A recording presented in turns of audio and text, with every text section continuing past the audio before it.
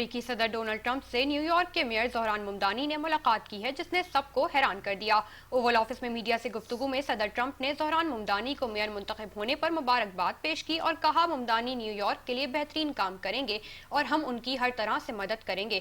Writers کے مطابق مہینوں تک ایک دوسرے سے متعلق توہین آمیز بیانات کے بعد آخرکار زہران ممدانی اور ڈونلڈ ٹرمپ نے وائٹ ہاؤس میں ایک دوسرے کا آمنا سامنا کیا اور غیر متوقع طور پر ایک دوستانہ ملاقات کی۔ ایک دوسرے کی تعریف کی گئی اور نیو یارک میں جرائم اور مہنگائی کے کنٹرول کے لیے تعاون کا عہد کیا گیا۔ امریکی صدر نے کہا وقت کے ساتھ چیزیں تبدیل ہوتی رہتی ہیں۔ زہران ممدانی سے متعلق رائے تبدیل ہوئی۔